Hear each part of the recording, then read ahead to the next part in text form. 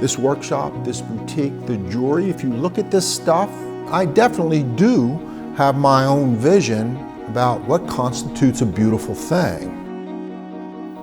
So you're very much getting a certain kind of glimpse into my ethos and my personality. What is my idea of best make quality? This is what it feels like.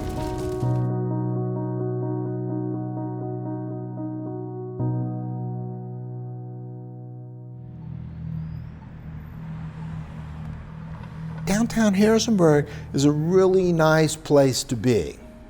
We're halfway physically in between the university and Court Square. And specifically, we're at the Ice House, the historic Ice House. And this building is really important to this community. The people who developed it had vision about this and said, let's not destroy this old building that's part of our history, let's rehab it. We put a lot of thought into what is the experience I want my customer to have. And the first thing I want them to do is when they walk in the front door, I want them to feel as though they are in a beautiful space. The easiest thing to understand about what we do is to just be in the boutique. We made all of our own inventory, so you can see all the things that we make.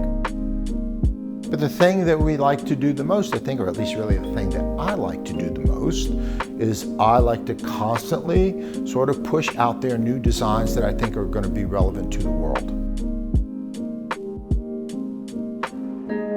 The next thing I want them to do is look down from the boutique into the workshop and go, this is completely transparent, and see exactly where their jewelry is being made. People think, what do? I make jewelry. I don't always understand exactly what they have in their mind, but they think of somebody sitting at a little table with these little parts and these little tools, assembling things. You know, often when I go home, my clothes are mostly destroyed.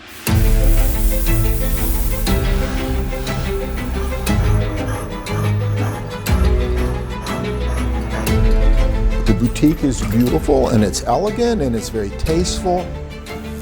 The workshop is a workshop. And so it's dirty, it can be noisy, there's a lot of machines running, there's fire, there's spark, there's smoke. People sometimes ask me, what's your favorite thing that you've made? I don't have any favorite thing that I made. Simply because I made it, it's just off the list now. It's just something sitting in the boutique. The real action is always in the workshop. My favorite thing is what I'm struggling to bring to the table. That's my favorite thing.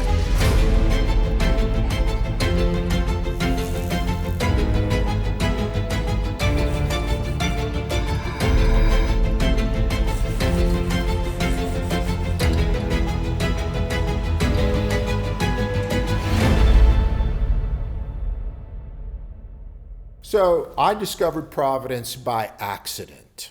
I see an article about it in the Sunday travel section of the Washington Post. And there's this little teeny thing, by the way, there's the Providence Jewelry District.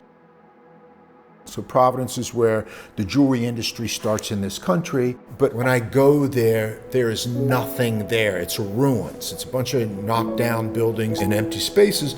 A lot of disappointment for me. And I'm kind of blown away by what I'm seeing. One of the things is workers picking up debris and throwing it in the back of a truck. And when they throw this big box over the back of the truck, the box breaks open and all these parts fall on the floor. What this stuff is doing is getting on a barge that's headed to China, and this time next year it's going to be bumpers and razor blades.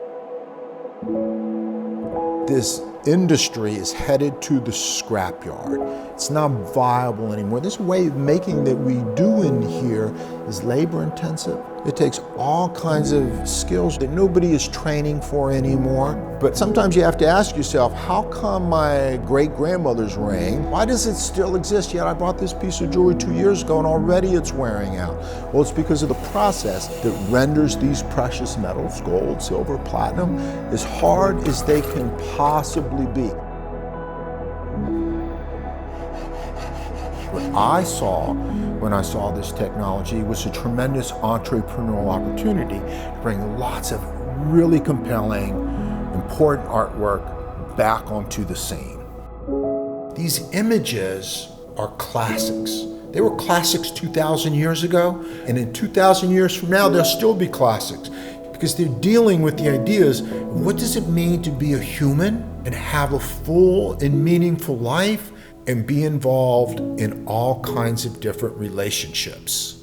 That's what it speaks to. It speaks to what's it mean to be a human being.